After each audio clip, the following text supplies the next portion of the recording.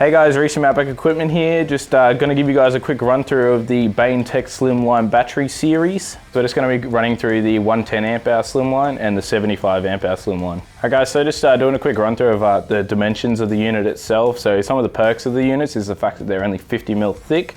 So as you can see, perfect for fitting into tight places.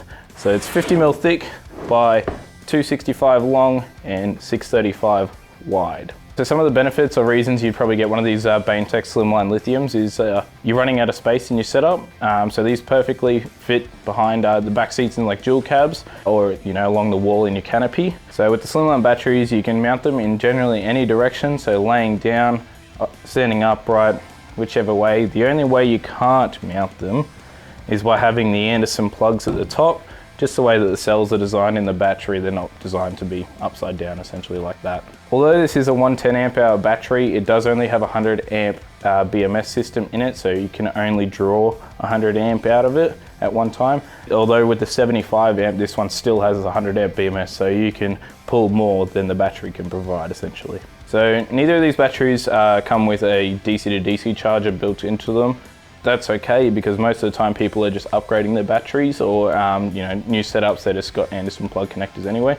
So with Baintech's the dual Andersons, it makes it really easy to fit, remove the unit as needed. Just take note that neither of these units have internal fuses, so they will need to be fused outside. Being that they are 100 amp BMS systems, a part of them, 100 amp fuse is the recommended max you have.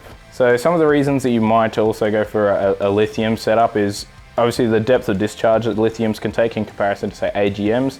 You can do up to 80% on these, and AGM you can only get like 50% life. So if you've got a 200 amp hour AGM, you can only use 100 amp hours, whereas on 110 amp hour you can use like 87, 93 sort of amp hours if you do the math. Now out of the box guys, it comes with everything you need to mount the unit itself. So obviously you've got the battery, it's got 4 metal mounting plates that have the bolt holes running along the sides of the battery. And then we've got a little mounting bracket guide as well. Another reason you'd go lithium over AGM or another battery style is the fact that lithium is so light. So this is 110 amp hours, but it only weighs 11 kilos. And then you've got a 75 amp hour and that only weighs 8 kilos. Okay guys, so just remembering that the only differences between the 110 and the 75 is the actual amp hour rating of them. The BMS and internals is generally all the same.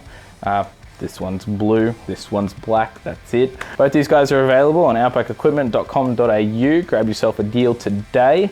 If you enjoyed the video, give us a thumbs up and subscribe. If you have any questions, leave them in the comments down below, and we'll catch you in the next one.